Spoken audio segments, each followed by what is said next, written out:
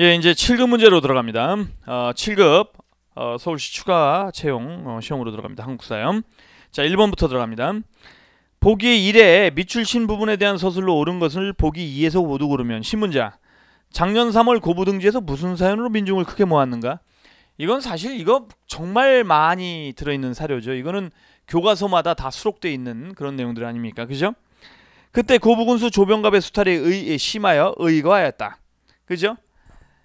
자, 흩어져 들어간 뒤에는 무슨 일로 군대를 기역 봉기했는가? 자, 그러면 이때 당시 기억을 보면은 말이죠. 반봉건의 기치를 높이 들고, 반봉건은 맞죠? 구체제의 모순을 비판했으니까. 근데 남북적 연합이 아니잖아요.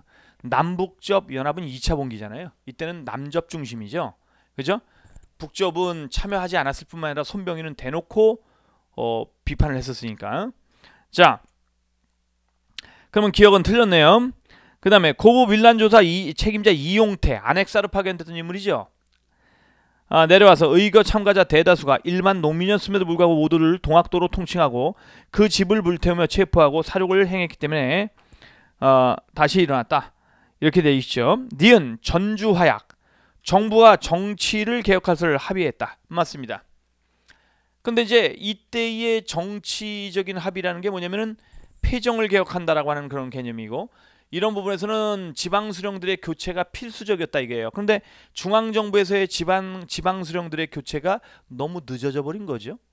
그러니까 결국에는 그 시기까지 패정의 그런 많은 그런 모순들이 굉장히 크니까 결국에는 전라도 관찰사 김학진과 그 다음에 전봉준이 만나서 합의를 하는 거죠. 그래서 53개군에 집강소를 설치할 수 있도록 전라도 관찰사 김학진과 전봉준이 합의함으로써 합법적으로 53개군에 집강소가 설치되고 대도소가 이제 전주에 설치돼서 전봉준이 그걸 지도했다 이겁니다.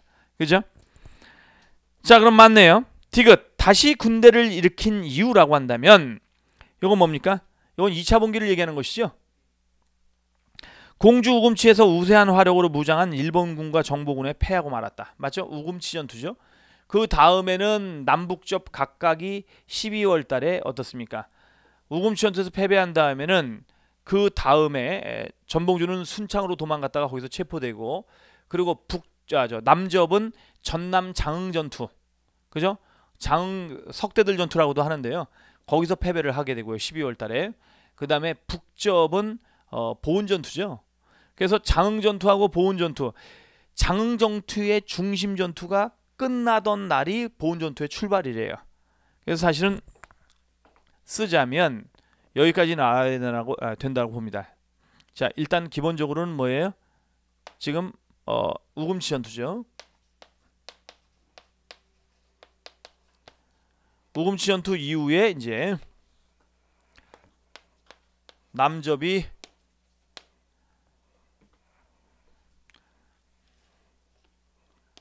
장흥전투, 그 다음에 북접이 보은전투, 이렇게 하는 거죠.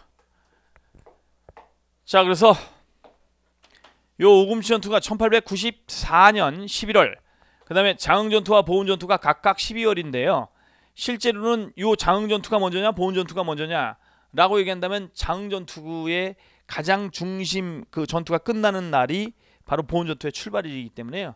장흥 다음에가 보은이다 이렇게 보시면 되겠습니다. 근데 그렇게 나오지는 않을 거예요. 두 개의 전투 조기가 겹쳐지니까 마지막에 이렇게 남북접이 갈라져서 이렇게 전투를 치렀다 이렇게 볼 수 있다는 거죠. 아무튼 그러면 디귿 맞고요. 그 다음에 니은도 맞고요. 리을, 일본이 개화를 구시로 군대를 동원해서 왕국을 공격하고 인구를 놀라게 했으니 이건 뭡니까? 1894년 6월 21일 그죠? 경복궁을 포위점령하면서 가보개혁을 강요하는 과정 아닙니까? 자, 그 다음에 이틀 뒤에 뭐가 일어납니까? 이틀 뒤에 바로 청일전쟁이 발발하게 되는 거죠. 풍도해전이죠. 그죠? 23일 6월 23일 양력으로는 7월달이 되는 것이고요. 그죠? 명성황후를 무참히 살해하는 을미사변이라고 하는 것은 동학농민운동이 다 실패로 돌아간 다음의 일이잖아요. 1895년 양력 10월 8일, 음력 8월 20일입니다. 음력 8월 20, 양력 10월 8일. 그래서 리을은 해당 사항이 없죠. 이건 동학농민운동 이후에 다음 해 이듬해의 일이니까요. 그래서 니은 디귿 2번이 답이네요. 자, 2번 갑니다.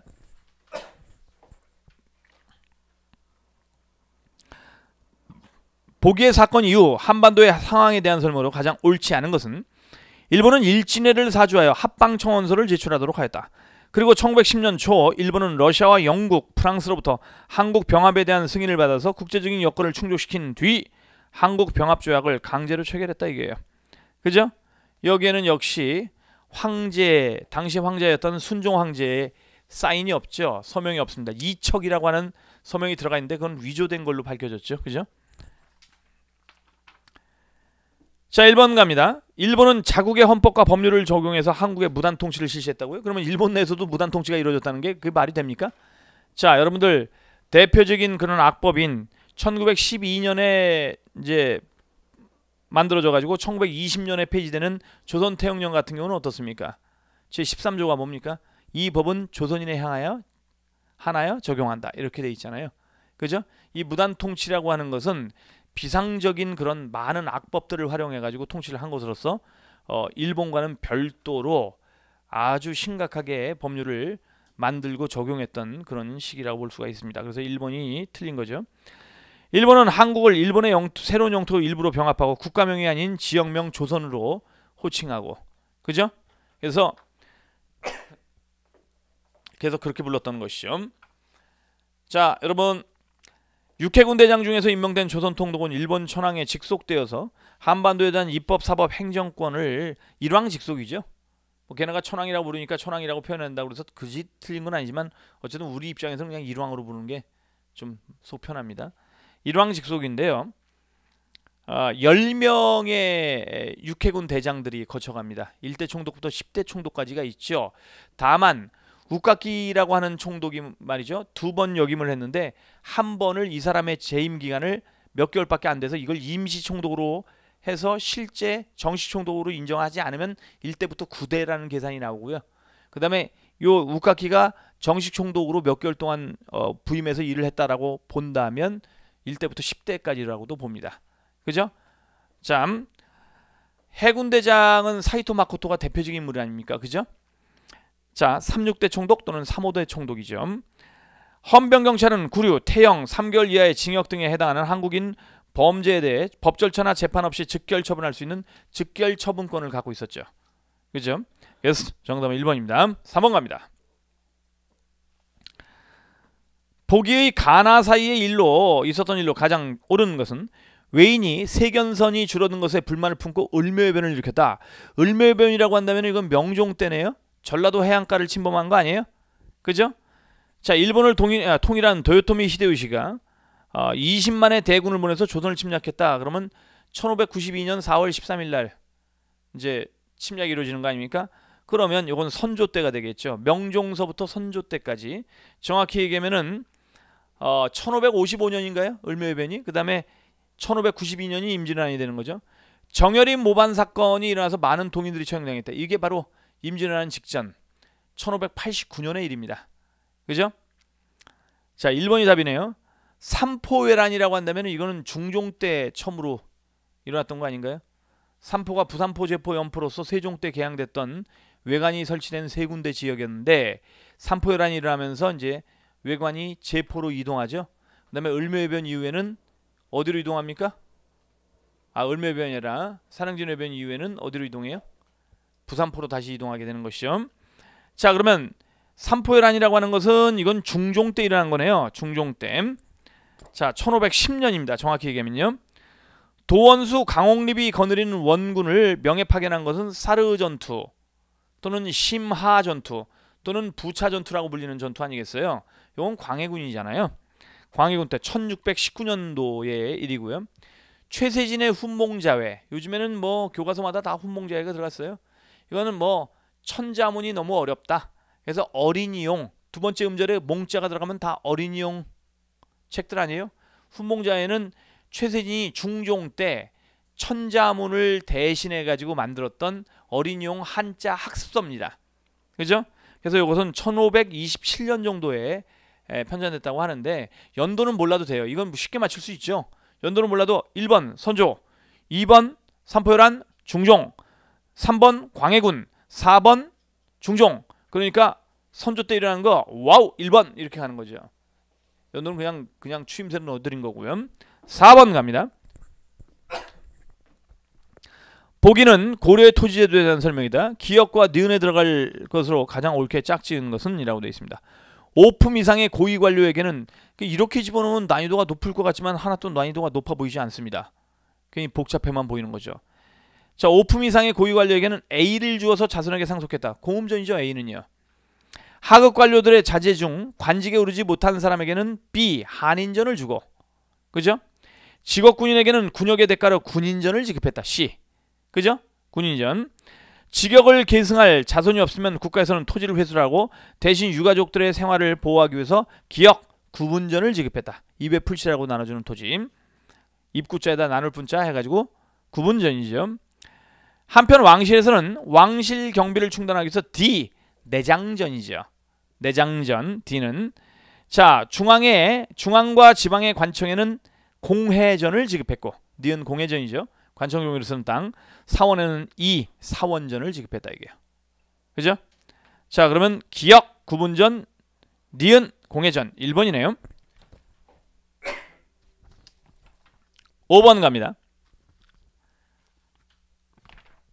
보기의 그림들의 제작 시기를 시간순으로 바르게 나열한 것은 자 동궐도, 몽유도 언도, 그 다음에 장승업의 삼인문년도, 금강전도 이렇게는 안 돼요.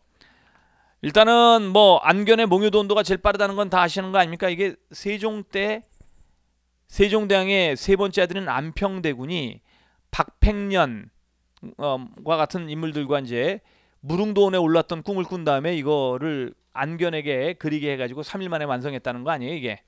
그죠? 임진왜란 때 이 몽유도 언도가 일본군 장수에 의해서 한 절에 걸려 있었대요. 그걸 떼가지고 일본으로 이제 유출이 됩니다 이게요. 자 임진왜란 때 유출된 거예요 몽유도 언도는요. 그럼 니은이 제일 빠를 거예요. 그죠? 그럼 벌써 2, 3번으로 추격됩니다. 두 번째가 정선의 금강전도죠. 그죠? 그러면 뭐 답은 그냥 나온 거네요. 그죠? 그래서 정선의 금강전도는 영조 시기에 그려졌을 거라고 추정이 됩니다. 그래서 사실은 몽유도 언도가 이제 정확한 연도가 나와요. 1447년 세종 때고요. 그 다음에 이제 정선의 금강전도가 영조 때인 1734년인데 그냥 영조 때고, 그 다음에 동궐도는 언제인지 몰라요 정확히는요. 근데 순조식이라고 알려져 있죠. 19세기 전반입니다. 그래서 대개 1820년대에서 30년대에 그렸을 거라고 추정. 정확히 얘기하면 26년서부터 30년 사이 동궐도. 그래서 이제 약간 그 건물들의 그 그림이 서양 화법의 영향을 많이 받고 있어요. 19세기 전반이라. 그다음에 오원 장승업 3인문년도인데 그림은 몰라도 돼요. 장승업이 중요한 사람이죠. 이 사람은 주되게 활약했던 게 19세기 후반입니다.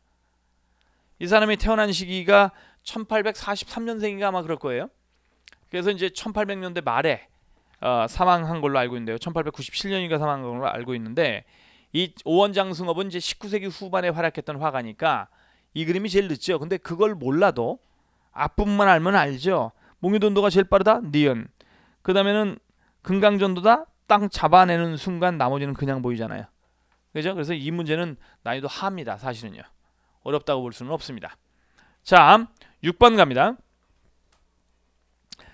고려 말기 왜구의 설명으로 가장 옳지 않은 것은 이들을 막아내는 과정에서 최영이라고 한다면 홍산전투가 있죠. 홍산대첩. 이성계라고 한다면 황산대첩이 있죠. 그죠? 맞습니다. 명성과 세력을 얻었고요. 이들의 상륙을 막기 위해서 고려에서 화포를 개발했다. 이 화포를 개발한 사람이 최무선이잖아요. 그죠? 자, 연해지방뿐만 아니라 내륙 깊숙한 곳까지 침입해서 황산대첩은 바로 내륙으로 침투했던 왜구를 경멸시킨 거죠. 막부의 지위라뇨. 이때는 막부가 약해져가지고 일본 남부, 특히 이제 큐슈 지방의 다이묘라든가 일부 세력들이 이제 왜구를 파견한 거죠. 근데 일반적인 해적이라고 보기에는 너무 규모가 크죠.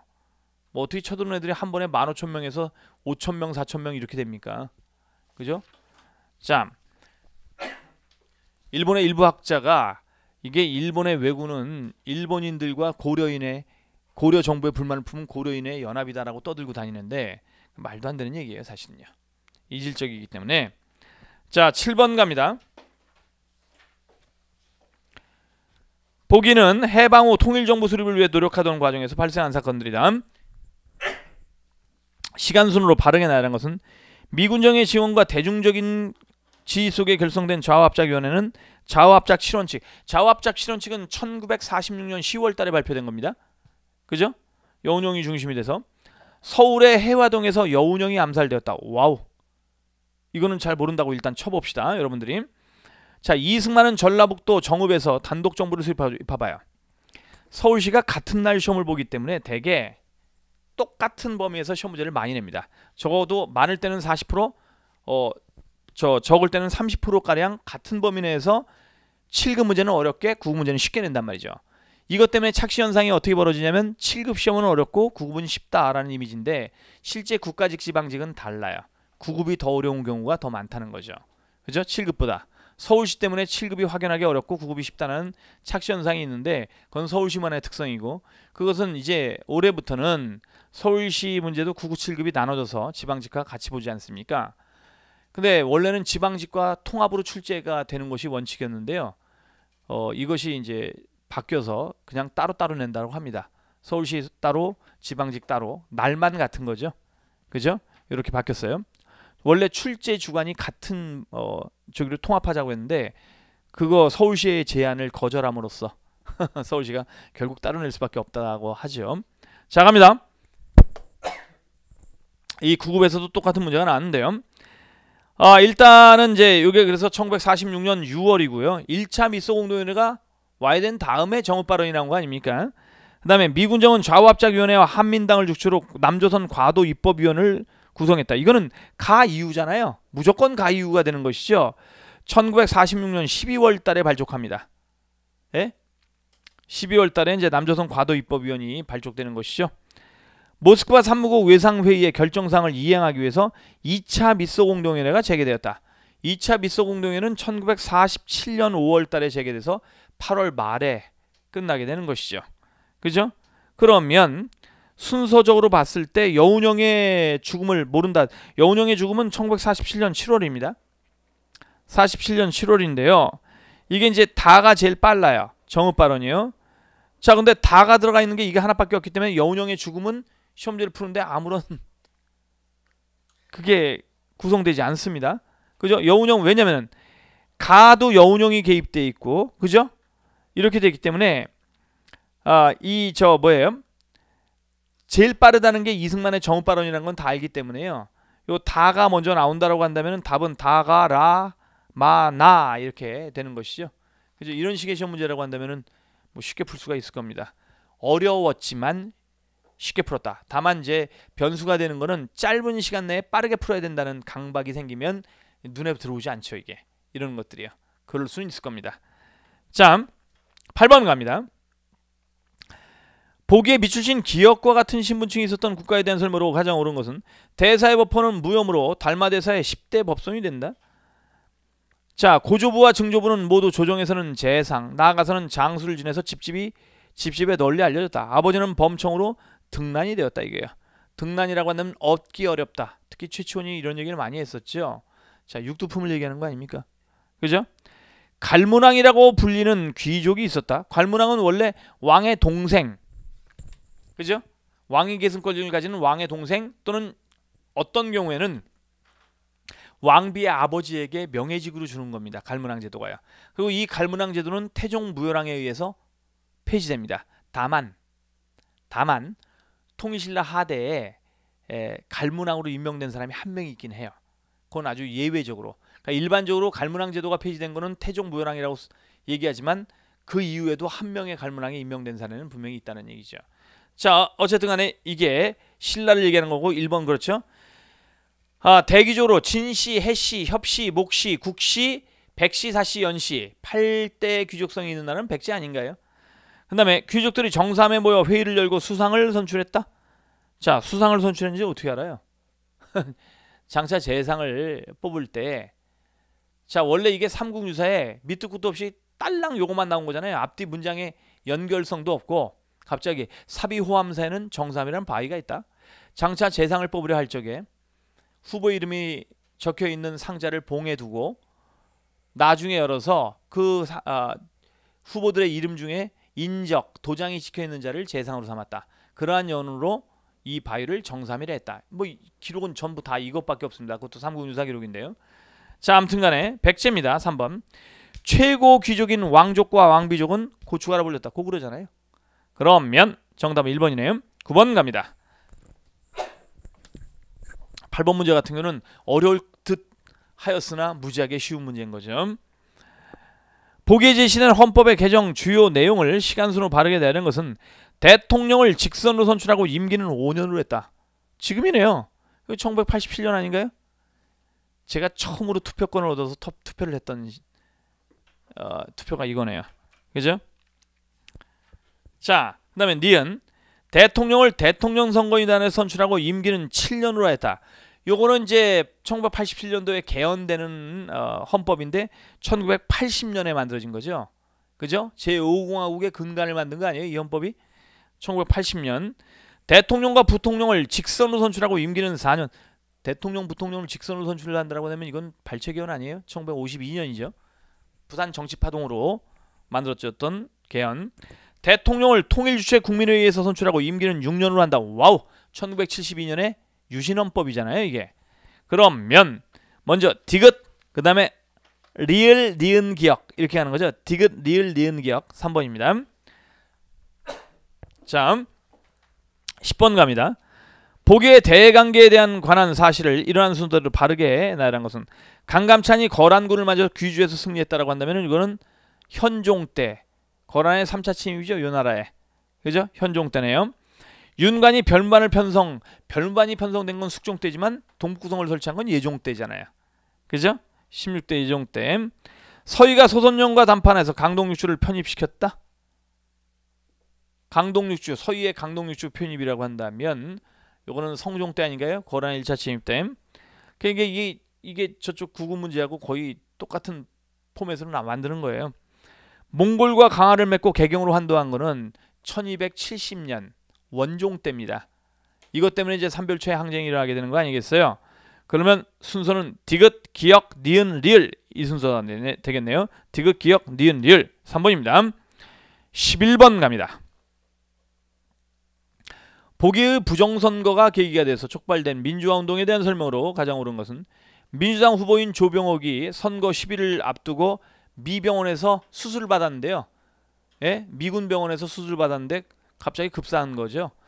희한하게 대통령 후보들이 선거를 앞두고 급사하는 사례는 1956년도에 신익희 씨가 있었고요. 그 다음에 1960년에 조병옥 씨가 있죠. 그죠?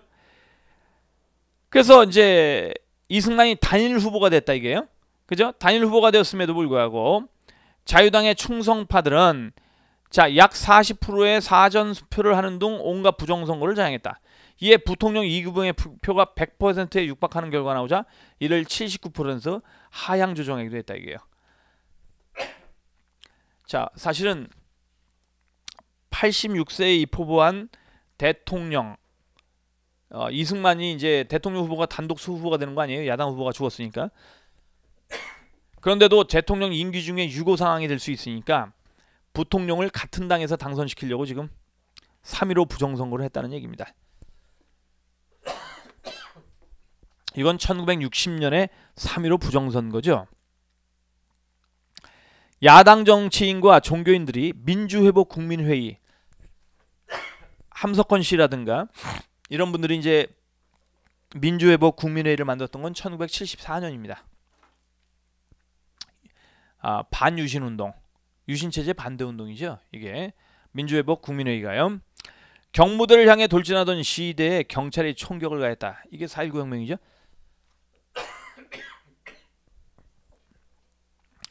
부산과 마산을 중심으로 부마항쟁이라고 한다면 이건 YH 무역 사건 이후에 야당 총재였던 김영삼 의원 제명 사건 이후 1979년도에 일어났던 사건이죠. 부마항쟁.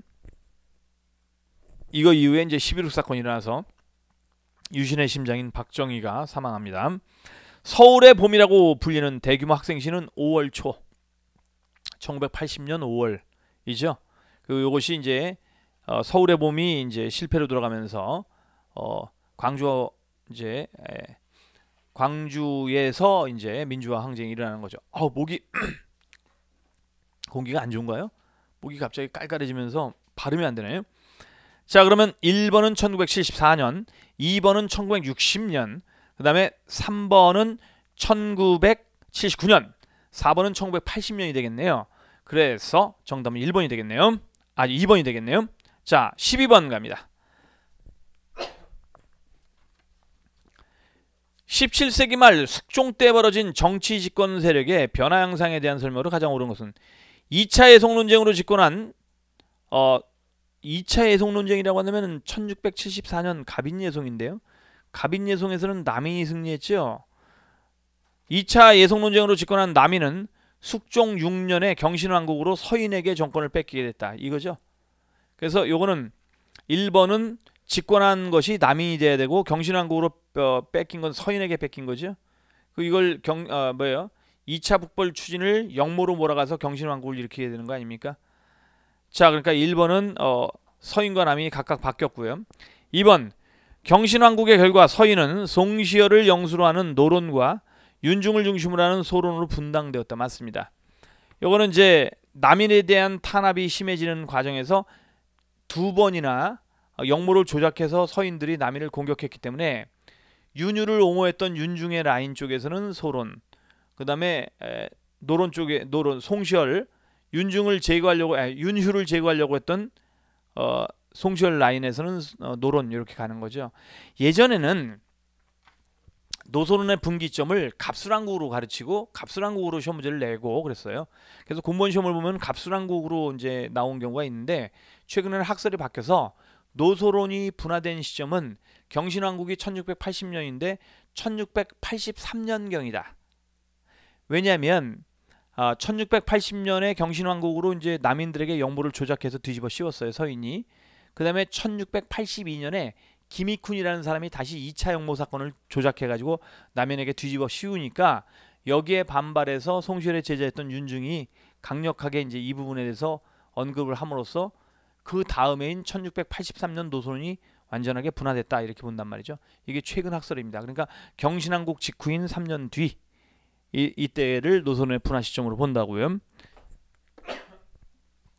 2번이 맞네요. 그죠? 그러면 요 문제는 옛날 문제, 기출문제를 너무 많이 풀어보면 독이 될 수 있다는 거죠. 옛날 기출문제는 어떻게 되어 있습니까? 노소론이 분화된 시점은 갑술왕국, 이게 정답인데 지금은 아니에요. 경신왕국으로 봐야 돼요.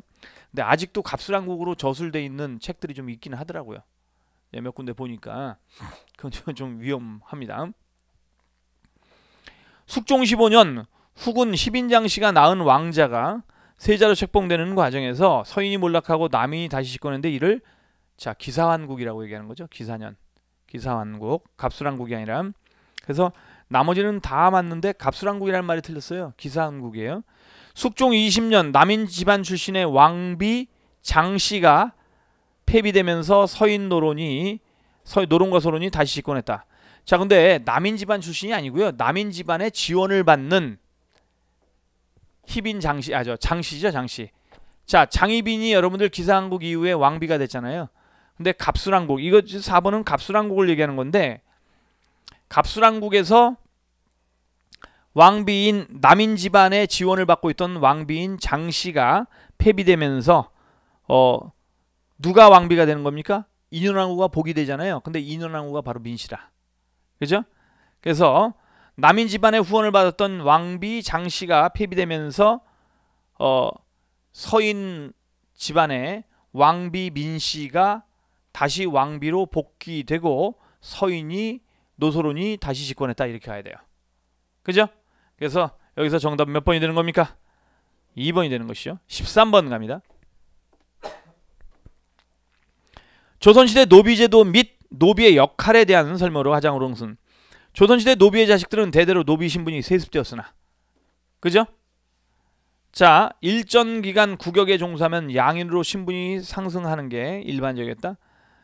아니죠. 노비를 얘기하는 게 아니죠. 이게 법제적 천민이 아니라 신량역천에 해당하는 사람들 중에서 일정 기간 국역에 종사하면 양인으로 신분이 상승하는 게 일반적이었던 거는 여러분들 뭐예요? 갑사하고 꾸려진 보충대. 그러니까 갑사하고 보충대가 의흥위를 구성하는데요. 5위 중에서 이런 보충대가 바로 조건부 양인에 해당하는 내용이고, 이건 여러분들 법제적 천민인 노비하고는 상관이 없어요. 1번은요. 자, 2번 갑니다. 조선시대 산호비는 주인 마음대로 매매 양도 상속할 수 있어요. 그러나 주인이 산호비를 함부로 죽이거나 사형을 가하는 것은 법으로 허용되지 않았죠. 주인과 노비의 관계는 유교적 군신관계에 해당하고, 그 다음에 노비들을 함부로 처형하거나 그럴 수 있다 없다? 없다. 노비를 함부로 살해했다가 결국 처벌받는 사례도 굉장히 많았죠. 그죠? 성종 때의 그 뭐예요? 자기 남편과 그 불륜관계라고 하는 것 때문에 산호비인 돌이라는 사람 여종을 의심해 가지고 죽인 그 왕실 부인이 있었잖아요. 왕실 신분의 이제 남편의 그런 부인인데 돌이라는 여성을 살해했다가 결국 그게 걸려가지고 결국 강제 이혼당하고 처벌을 받는 내용도 나오거든요. 성종조에 보면. 자, 그래서 이것은 어떤 경우에도 산호비를 함부로 죽이거나 사형을 가하는 게 허용된 적은 없어요. 자, 그게 틀린 거죠. 앞에는 매매 양도 상소는 맞아요. 산호비는 주인의 집에서 거주하는 솔거노비와 주인과 떨어져 거주하는 외거노비가 있는데 외거노비가 절대 다수예요. 왜요? 솔거노비는 주인 먹여 살려야 되잖아요. 외거노비는 자기가 생활방도를 찾아야 되는 거니까요. 외과하는 산호비는 주인으로부터 사경지를 받아서 그 수확을 자신이 차지해서 재산을 축적하기도 했다 이게요. 자, 제가 서울 사는 양반인데 충청도에 땅이 있어요. 그러면 이렇게 이제 충청도에 땅이 있다라고 하면 외거노비를 파견하는 거죠. 파견해서 제 땅을 경작하게 하는데, 충청도에 있는 저의 땅을 작계지라고 얘기합니다. 그러니까 대개 부재지주들, 자기의 농토가 있는데 살지 않는 부재지주들이 대개 노비를 외거노비로 파견해서 자기 그 농토를 경작하게 하는데요. 그 떨어져 있는 곳에 제가 소유하고 있는 농경지를 작계지라고 얘기합니다. 이 작계지를 외거노비가 경작하게 되면 작계지에서 나오는 생산물의 100%는 제가 먹는 거예요. 그죠? 그리고 노비들도 먹고 살아야 될 거 아닙니까? 노비들에게는 사경지를 준단 말이죠. 그래서 외거노비가 경작하는 땅 중에서 사경지에서 생산되는 거는 100% 노비 소유예요. 그죠? 그 다음에 사경지를 제외한 작계지에서 생산되는 거는 모두 주인의 소유가 되는 거죠. 이렇게 했는데 이 사경지의 규모가 점점 커지고 사경지를 바탕으로 해서 자기 재산을 축적할 수 있었다는 얘기죠. 외거노비가요. 그죠? 그래서 정답은 4번입니다. 이건 제가 모의고사로도 똑같은 문제를 낸 적이 있어요. 이거 말고도 많은 문제를 냈는데 문제 대 문제로 맞춘 문제는 굉장히 많습니다만 별로 어렵지 않아서 이거 뭐 누구나 다 맞출 수 있는 문제들이잖아요. 14번 갑니다. 보기의 기억에 대한 설명으로 가장 옳은 것은 명나라 사신 왕경민이 항상 기자가 동쪽으로 온 사적에 대해서 알 수 없는 것이 한스럽다. 조선에 기록된 것이 있으면 보고 싶다라고 하니 율곡이이가 전에 본인이 저술한 기자실기를 주었다 이게요. 기자실기는 1580년에 저술된 거예요. 예? 1580년에 저술된 건데요. 자, 백운동서원에 소수원이라는 편액을 하사받도록 했다라고 한다면 누굽니까 이게? 이황이죠. 태계 이황이 명종조의 풍기군수로 내려갔다가 전임 풍기군수였던 주세봉이 만들었던 백운동서원을 소수원으로 편액하게 만든 거 아닙니까? 성악 지묘와 경목요결을 집필했다. 이게 바로 율곡이죠. 2번이 정답이네요. 유성룡, 김성일, 장현광 등 주로 영남학자들에게 그의 학설이 계승됐다. 이것도 태계 이황이죠. 1, 3번이 모두 태계 이황이고요. 4번 일평생 처사로 지내며 독창적인 유기철학을 수립했다. 와우, 태어설, 유기철학, 서경덕이죠. 화담, 서경덕. 4번은요. 화담, 서경덕에 해당하는 거죠. 자, 15번 갑니다. 복에서 기역과 니은에 들어갈 인물에 대한 설명으로 가장 옳은 것은 조선 후기에 과학 및 기술 분야에서 많은 저술활동이 이루어졌다. 기역은 관홍소초를 집필해서 농업기술 발달에 기여했고, 기역은 그럼 연안박지원이네요. 관홍소초. 자, 이 관홍소초 안에 부록으로 들어있는 게 한민명전의이고 여기에 이제 한전제라는 토지제도가 들어있죠. 니은은 마가의 통을 저술해서 의학 분야 발달에 기여했다. 마가의 통이라고 한다면은 여러분들 정약용이잖아요. 그죠? 기억. 박지원은 천주교를 탄압한 신유사옥 때 유배형에 처해졌다. 이건 니은이죠. 니은 정약용이고요. 니은은 여전제 실시를 주장했다. 맞네요. 그죠? 그 다음에 기억은 서울 출신으로 연안박지원의 제자인 박제가가 서울 출신이죠. 그래서 상공업 육성과 청과의 통상무역을 주장한 건 박제가가 되는 것이죠. 그죠? 그러니까 봐봐요. 상공업 육성과 청과의 통상무역, 연안박지원도 비슷한 주장을 했는데 앞에 서울이라고 써 있잖아요. 그래서 박제가가 되는 거예요. 자, 그 다음에 반개수록을 집행해서 토지재 분배의 필요성을 주장했다. 반개수록이라고 하면 반개 유형언이죠. 자, 그러니 니은 정약용하고는 다르죠. 그러면 정답은 2번이 되는 겁니다. 이것도 문제 무지하게 쉽죠. 16번 갑니다. 보기에서 나타나고 있는 인물에 대한 설명으로 가장 옳지 않은 것은 독립운동가이자 민족주의 역사학자. 많다. 태백광로 또는 무치생이라는 별을 쓰기도 했다. 와우. 이 사람 누굽니까? 1925년에 사망했던 박은식 선생이죠. 태백광로 무치생이라는 상해에서 안중근전을 저술하기도 했어요. 이 안중근전 저술 이후에 바로 상해에서 집필을 완료했던 게 바로 한국통사입니다. 한국의 고통스러운 역사, 한국통사. 그러니까 안중근전 다음에 집필했던 게 한국통사예요. 혼과 백중, 혼을 잃지 않으면 나라를 되찾을 수 있다라고 했다. 자, 여러분들 보통 우리가 혼백이라고 얘기를 하는데요. 혼은 사람이 죽으면 몸을 떠나요. 근데 백은 몸에 남죠. 시신에 남아서 뼈가 썩어가는 과정에서 이 백이 몸에 남아갖고 자손에게 영향을 끼친다고 하는 거예요. 그죠? 그래서 혼백은 이렇게 분리되는데요. 자, 여러분들 국혼을 유지할 필요가 있다라고 하는 것은 이게 한국통사 서문 아닌가요? 그죠?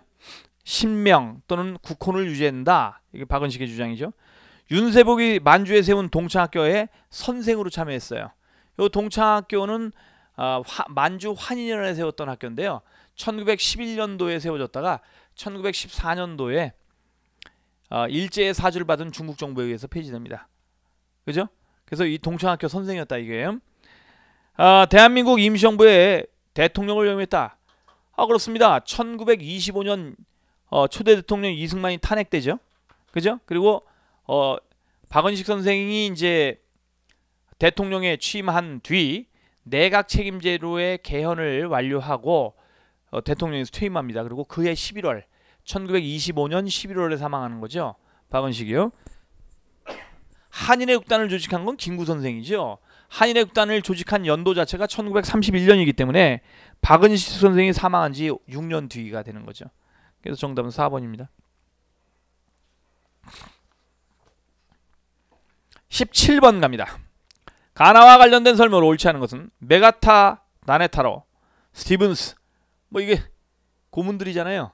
그래서 1904년 8월 달에 1차 한일협약 이후에 파견됐던 외교고문 스티븐스, 그 다음에 재정고문 메가타. 그죠? 보통 메가다라고도 하는데요. 경인, 경부, 경의철도. 자, 경자 들어가는 철도는 모두 한 말에 놓여집니다. 그리고 모두 누가 장악합니까? 일본이 장악하는 거죠. 가는 대한제국 정부에 고용된 관료였으나 일본의 이익을 위해서 활동했다. 맞죠? 고문으로 이제 임용됐으니까. 자, 2번 3개 철도 모두 최종적으로 일본이 건설했다. 맞죠? 사실은 모든 철도가 다 그런 거 아닌가요? 그죠? 가. 을사늑약 체결 이후 각각 대한제국의 재정과 외교를 감독했다. 자, 지금 보면은 대한제국의 재정과 외교를 감독했다라고 하는 건 맞는데요. 을사늑약이 아니라 1차 한일협약이죠. 을사늑약은 2차 한일협약으로 외교권 박탈과 통감부 설치를 골자로 하는 내용을 담고 있어요. 그래서 사실은 을사늑약이 아니라 1차 한일협약 1904년 8월 달에 1차 한일협약 이후에 각각 대한제국의 재정과 외교를 감독했다 이거죠. 4. 나해 철도 건설에 토지 노동력을 강제 징발당한 한국인의 분노와 저항이 일어났다. 전 세계 철도에 표준적으로 들어가는 그런 노동력에 지불한 임금의 지수를 보면요. 전 세계 철도에 노동력이 공급했던 임금의 지수가 5라고 한다면은 우리나라에서 놓은 철도의 지수는 1. 그다음에 전체적인 비용은 전 세계 철도를 놓은 비용이 17 정도의 지수를 간다라고 하면 우리나라에서 철도를 놓는 비용은 산악 지역의 터널을 빵빵 뚫었음에도 불구하고 10. 그래서 강제 노동력 징발과 강제 토지 수용이 철도를 놓는 베이스가 됐다는 걸 알 수가 있어요. 그래서 정답은 3번이 되는 겁니다. 4번 맞고요. 18번. 보기의 시와, 그러니까 이런 것도 모두 7급이 같은 시험 꼭지를 바탕으로 해갖고 이제 분화돼서 시험 문제를 낸다는 걸 알 수 있는 내용인데요. 귀신과 같은 천문을 꿰뚫었고 묘한 전략은 지리를 통달했구나. 이거는 을지문덕의 여수장 우중문시라고 해서 오원시잖아요. 그죠? 지족, 만족함을 알면 그만둠이 어떠리 이렇게 가는, 그죠? 여수장 우중문시인데요. 살수제 접대 쓴 거 아닙니까? 612년에 동천왕 때 일어났다라고 한다면, 동천왕 때라고 한다면 동천왕이 한군현을 몰아내려고 서안평을 공격했다가 역습을 받아서 위나라의 관구검의 역습을 받아서 수도를 한때 함락당했던 요걸 얘기하는 건데, 이건 전혀 상관이 없습니다. 살수에서 고구려군이 크게 승리했다. 이게 답이죠. 그 다음에 당태종이 직접 군대를 끌고 침략을 함양한 것도 아니고요. 그 다음에 4번. 왜군 3만여 명이 원군으로 참전했으나 백강전투에서 크게 패했다. 요거는 663년 9월 백강전투라고 하잖아요. 백강구전이라고도 하는. 따라서 정답은 2번입니다. 19번 갑니다. 발해 역사에 대한 설명으로 가장 옳지 않은 것은, 발해는 고구려의 유민과 이 고구려의 유민을 보통 토인이라 불러요. 자, 토인은 말갈인이 아니라 고구려의 유민을 토인이라고 부르는 겁니다.